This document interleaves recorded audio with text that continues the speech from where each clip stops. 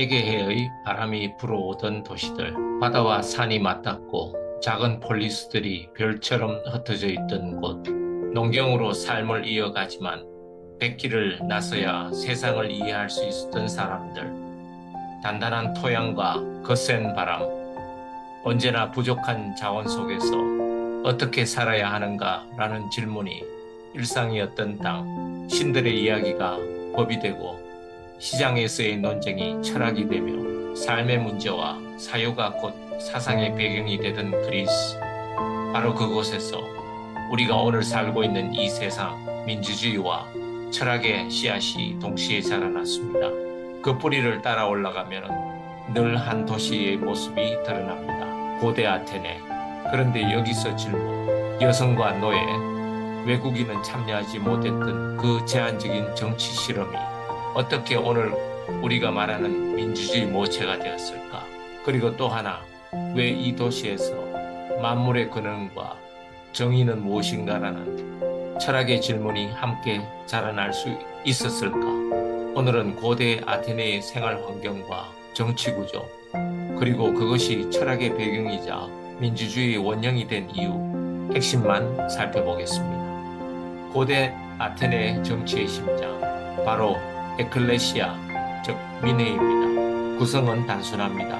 18세 이상 남성 시민, 평범한 농부, 상인, 장인, 그들이 곧 정치의 주체였습니다. 규모는 보통 약 6천 명, 주기는 10일에 한 번, 1년에 약 40회 이상 열렸고 이 자리에서 결정된 것은 가벼운 현안이 아니라 전쟁과 평화, 외교와 동맹, 법률과 재판 기준, 세금과 재정 운영 등 국가의 방향 그 자체였습니다. 핵심은 단 하나, 정치의 최종 결정권이 소수가 아니라 시민 전체에게 있었다는 점. 당시로서는 상상하기 어려운 발상, 즉 정치는 대표가 아니라 시민이 직접 한다는 바로 이 구조가 고대 민주주의가 따라가게 될 가장 처음의 설계도가 됩니다. 직접 민주정이 굴러가기 위해서는 정치의 흐름을 정리하고 설계하는 손이 필요했습니다. 그 역할을 맡은 곳이 바로 플레오테리온이라 불린 500인 평의회입니다. 구성 방식은 이렇게 단순했습니다. 10개 부족 곱하기 50명은 500명. 모두 30세 이상 시민 가운데 추첨으로 선발되고 임기는 1년, 그리고 연속 중임은 불가능입니다. 이들이 맡은 역할은 가볍지 않았습니다.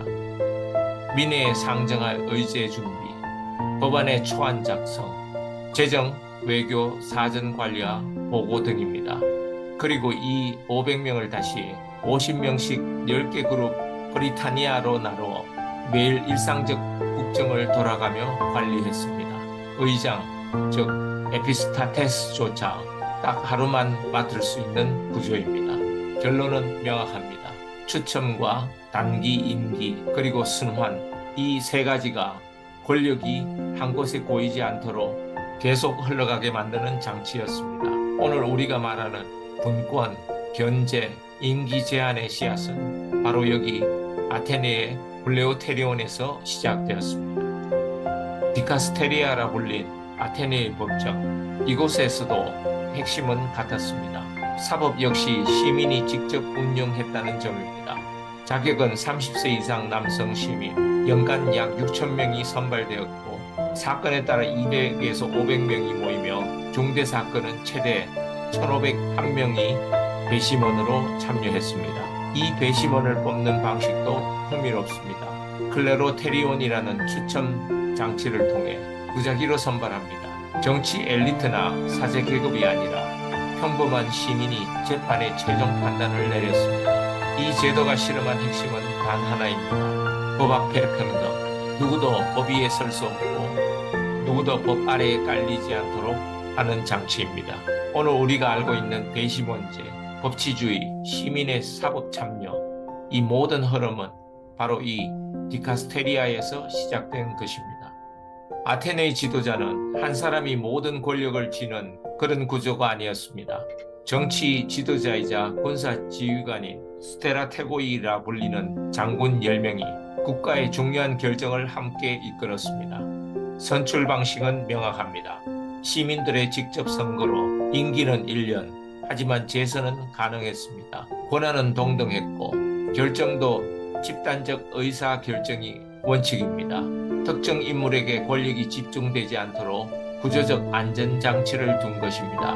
잘못 판단하거나 권력을 남용한다면 시민들은 언제든지 재판이나 보편 추방, 즉 오스트라시즘으로 책임을 물을 수 있었습니다.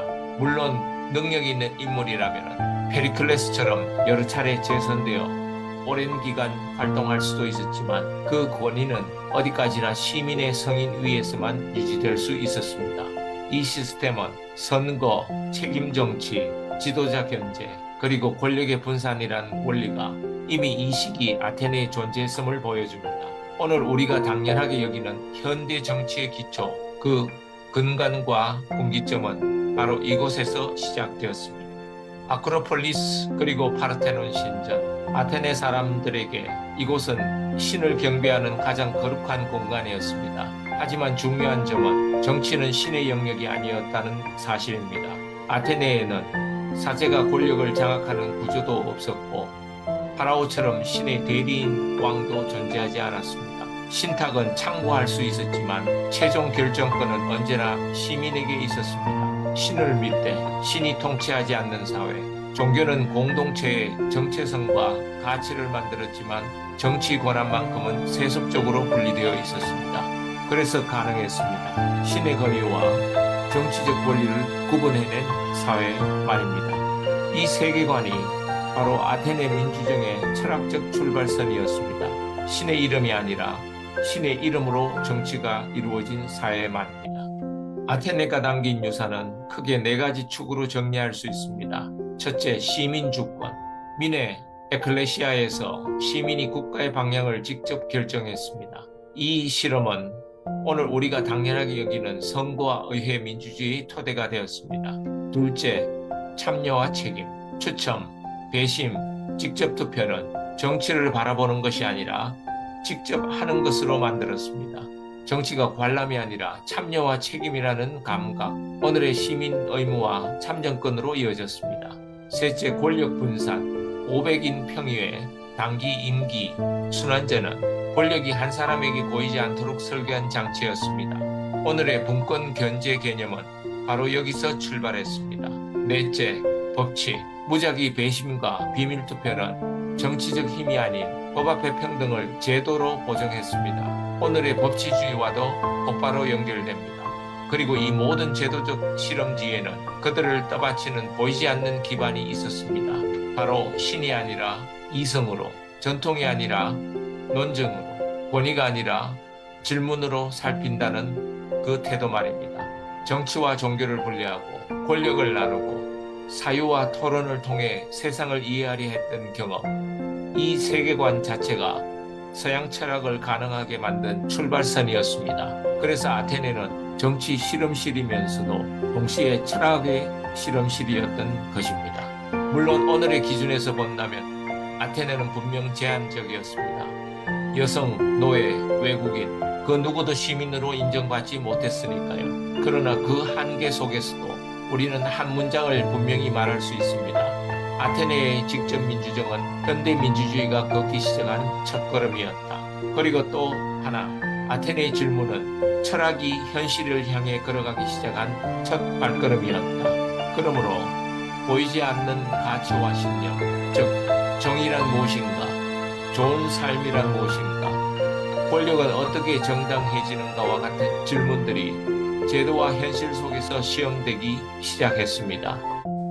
여러분은 어떻게 생각하시나요? 아테네를 민주주의와 철학의 시작점으로 본다는 것, 정당하다고 느끼시나요? 아니면 다시 생각해볼 여지가 있을까요? 역사 안에서 함께 질문하고 함께 배워가며 우리가 사는 세상의 밑그림을 다시 살펴봅시다. 푸다케이였습니다.